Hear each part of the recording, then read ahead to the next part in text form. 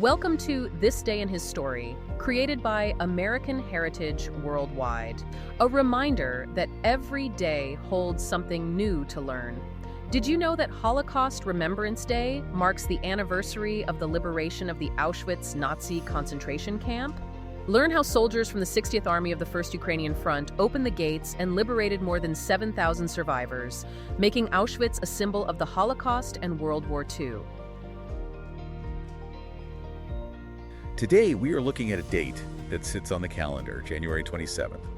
And it usually just passes by for most people. Right. You might see a post about it on social media, maybe a short segment on the news. But when you really stop and look at the documentation behind this date, it's heavy. It is. Almost impossibly heavy. It really is. We're talking about International Holocaust Remembrance Day, but we aren't just doing a high-level overview today. Oh. We're looking at the specific mechanics of the event that anchors this date, the liberation of Auschwitz-Birkenau in 1945. And I think that's the key distinction for this deep dive. We all know the name Auschwitz. It's become this universal shorthand for evil or tragedy. Mm-hmm. But when we actually looked at the stack of sources for today, and we've got historical records from the Soviet 60th Army, memoirs from survivors like Elie Wiesel, details from the museum itself, I realized my mental model of this place was incomplete. Incomplete is the right word. A lot of people have the symbols, but they don't have the timeline. They don't have the granular details of how a place like that transitions from a prison to a factory of death. And then eventually to a memory. Exactly. Right.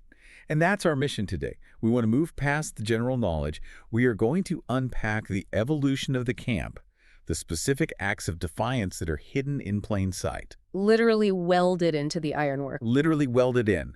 And the reality of the liberation itself, which, spoiler alert, was not just people walking through an open gate. It was a combat operation. A costly one, and an incredibly complex one. Exactly. We're going to talk about why a survivor might find toast and tea to be the most terrifying thing in the world, and why memory is framed in these sources as a form of active defense. It's a crucial reframing. We tend to think of history as something that is, back there in the past. But the sources, especially the commentary from the museum directors, they frame it as a foundation for right now. So let's get into the timeline. I want to start with the evolution of the camp itself. Because looking at the records, there's a misconception that Auschwitz opened its doors on day one as this fully formed death camp. Right. But the sources paint a picture of a shift, a gradual, terrifying slide into industrialization. That is a vital distinction. It didn't start at its maximum capacity for horror. Right. It evolved. If you look at the timeline, the spring of 1942 is really the pivot point. What was it before that? Before this, it was brutal, absolutely. It was a concentration camp. But spring 1942 is when the German government initiates the mass deportations of Jews specifically to this location. But even then, the infrastructure wasn't fully there yet, right? The sources highlight a specific month. July 1942 is the moment the gears really changed. July is the tipping point. That's when SS Reichsfuhrer Heinrich Himmler visits the camp. And we have to understand, this wasn't just a ceremonial visit. This was an inspection with a bureaucratic purpose. A purpose. He was there to assess capacity. To assess capacity. It's chilling to think about that. A site visit. Like a CEO touring a factory floor, except the product is murder. That's exactly what it was. Following that specific visit in July, the orders were given to expand. That's when the construction of the 4 industrial crematoria and gas chambers began. So that's the moment. That is the moment. It stops being just a detention center and becomes a factory designed for one singular output. It really emphasizes the industrial nature of it. It wasn't a crime of passion. It was a crime of engineering. Precisely. And the scale of this, I think we often say Auschwitz, singular, but the sources mention a complex. Yeah, clarify that for us, because I usually picture just one set of gates. Auschwitz is the umbrella term, but it was actually the largest camp within a massive network. We're talking about over 40 distinct camps and subcamps operated by Nazi soldiers in that region. 40. Wow. A sprawling logistical network. And the demographics reflected that scope. The general understanding is that it was a camp for Jewish victims, which is predominantly true, and the numbers are just staggering. But the records show a much broader cross-section of humanity was trapped there. It was a cross-section of everyone the Nazi regime considered unworthy or an enemy of the state. You had Poles, Romanians, Soviet prisoners of war, Sinti and Roma people. I mean, it was a convergence of suffering from all across Europe. So by late 1942, you have this industrial complex running at full tilt. And I want to zoom in on something you mentioned earlier about hidden defiance. Because when you're in a machine that big, resistance seems impossible. Right. But there's one detail in our notes about the entrance sign that really stopped me in my tracks. The Arbeit macht frei sign. Labor makes you free. It is probably one of the most infamous phrases in the 20th century, placed on these iron arches at the entrance. But the story isn't about the phrase, it's about the physical object. This is it's a fascinating piece of history that speaks to the resilience of the human spirit. The sign wasn't mass-produced in a factory and shipped in. It was made there. By the prisoners themselves. Yes. Specifically, prison laborers who were forced to forge this lie that was going to hang over their heads every single day. Can you imagine that situation? You're starving, you're terrified, you're working under the gaze of guards with machine guns, and you're being forced to weld a slogan that you know is a complete lie. And yet, they decided to do something about it. A secret act of defiance. What did they do? If you look closely at the sign, and you can still see this today at the memorial, the letter B in Arbeit is upside down. An upside-down B. I've seen photos of that gate 100 times. I never noticed. It's subtle. The smaller loop of the B is at the top. To an untrained eye or maybe distracted guard, it just looks like a letter. But the sources tell us it was intentional.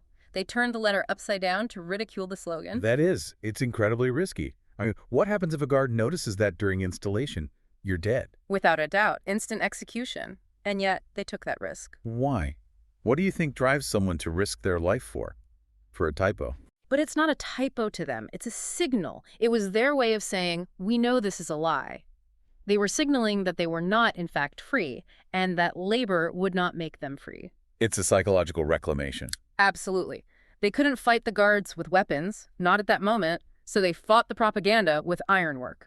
It's a reminder that resistance isn't always loud. It isn't always a gunfight or an explosion. Sometimes it's just refusing to let the lie stand perfect. It's putting a crack in the facade. Yeah. It's asserting agency in a place designed to strip you of it.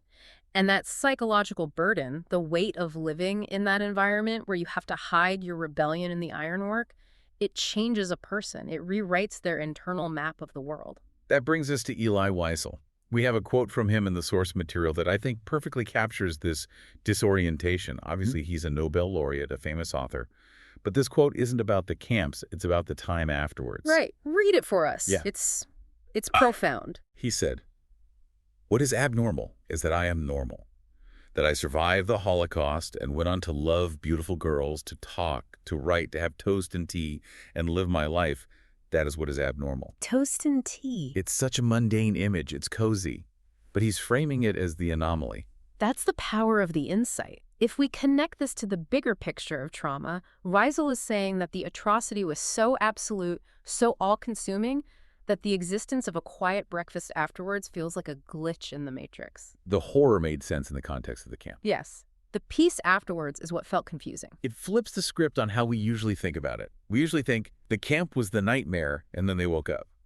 He's saying, no, the nightmare became reality and waking up feels fake. Which really highlights the scale of what happened. It wasn't just an event you got over. It rewrote your baseline for reality. And for the world, that baseline shifted on January 27, 1945. The liberation. This is the date we commemorate. Yes. But again, we need to correct the mental image here. Right. I think we often see the black and white footage, the gray skies, the striped pajamas, the fences, the hollow stairs. We know the imagery. But who was on the other side of the fence? Who actually opened the gate? It was the Red Army, specifically soldiers from the 60th Army of the 1st Ukrainian Front. And this wasn't a case of the Germans just packing up and leaving the keys under the mat, was it? No. And this is a fact that gets overlooked in the general retelling. We tend to think of liberation as the war is over, the good guys walk in, shake hands, give out chocolate, and everyone goes home.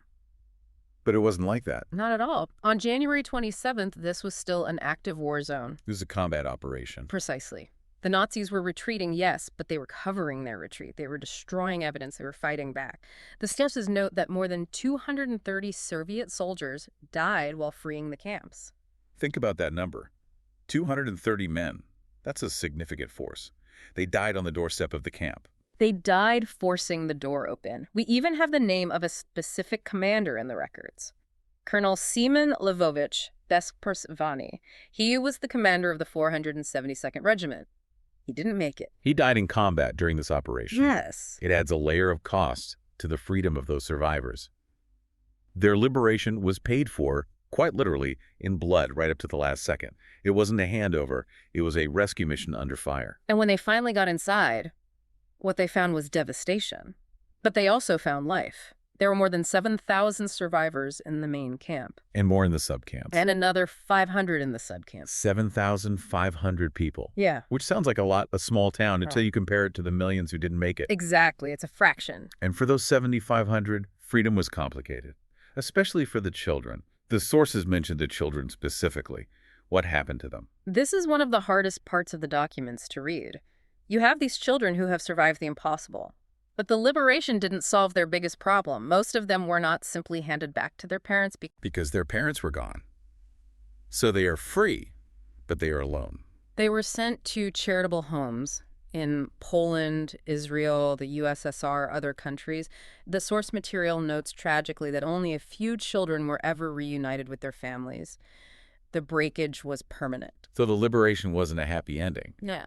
It was just the end of the killing. It was the stopping of the machine. Exactly. And to understand the magnitude of that machine, we have to look at the numbers again. I know we hear them a lot, but we have to say them to keep the scale in mind. Go ahead. The total toll of the Holocaust was 6 million Jewish men, women, and children.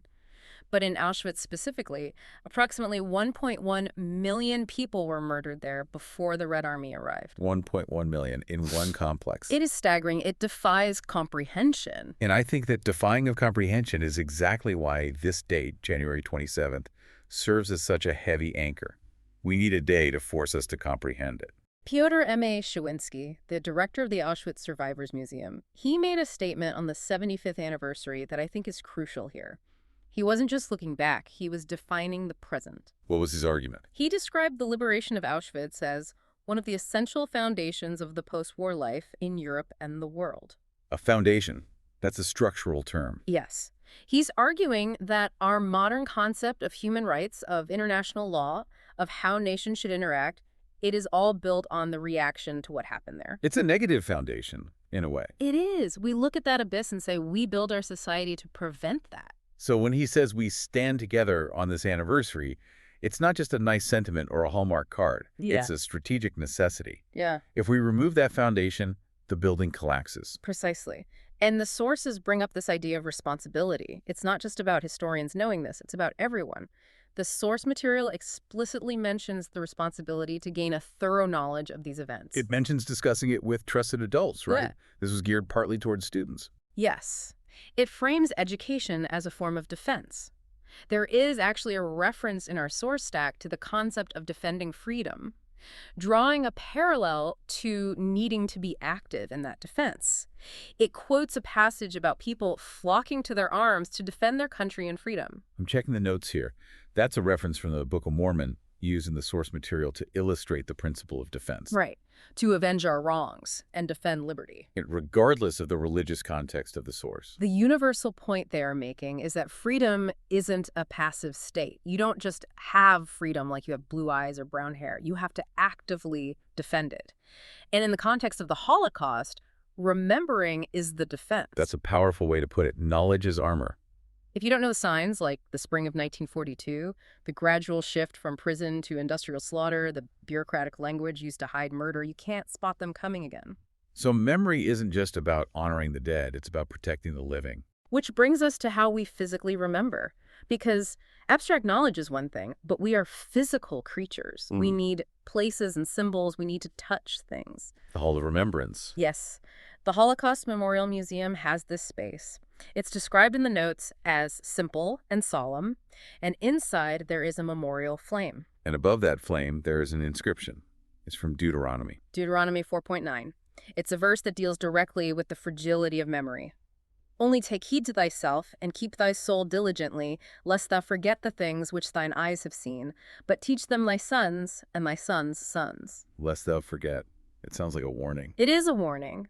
It implies that forgetting is the natural state. Entropy applies to history, too. If you don't work at it, it fades. Keep thy soul diligently.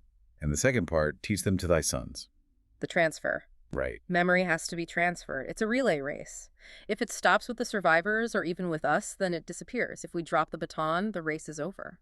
And people are taking that instruction literally.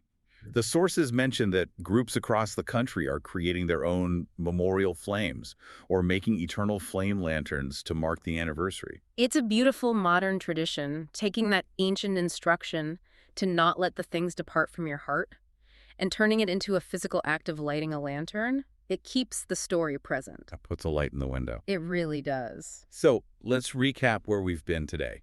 We started with a date, January 27th. We looked at how Auschwitz evolved. It wasn't static. It morphed from a concentration camp to an industrial death complex after Himmler's visit in 1942. It became a machine. We saw the quiet defiance of the prisoners who welded that bee upside down. And I'm still stuck on that image. A few inches of iron that proves that even in hell, the human spirit can still throw a wrench in the gears. We walked through the liberation by the 60th Army, acknowledging the 230 soldiers, including Colonel Besperzvani, who died to make it happen.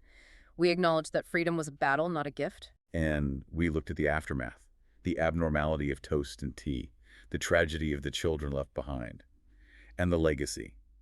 The idea that this memory is the foundation of our post-war world. And that maintaining that foundation requires active work, teaching thy sons and sons' sons. You know, going back to Elie Wiesel, his comment about toast and tea really connects to the upside-down bee for me. How so? Well, the upside-down bee was a desperate attempt to assert that the horror wasn't normal. It was a rejection of their reality. And Wiesel's struggle was that peace didn't feel normal either. Oh, that's a great connection. They are both grappling with what reality is supposed to look like. And it reminds us that the goal of all this, of the liberation, of the remembrance of the flame, is to protect the abnormality of a normal life. We remember the horror so that having a cup of tea in peace remains possible for future generations. We want boring lives for our children. Boring is a luxury. It is the ultimate luxury. So here's a thought to leave you with today. We talked about memory being a foundation and a defense. The scripture warns us to teach these things, lest they depart from thy heart. It raises a provocative question about the future. If memory is the primary defense of our freedom, and if that memory fades, are we disarming ourselves? Does the act of remembering the 60th Army and the upside-down bee actually protect your freedom today, right now? I think the sources suggest the answer is yes, but only if we do the work. Something to think about the next time you see January 27th on the calendar. Thank you for joining us for this day in His story. May the lessons of yesterday inspire you to see God's hand today and to play your part in His story now. For more faith-based learning, visit ahsworldwide.org, the homeschool for faith and family.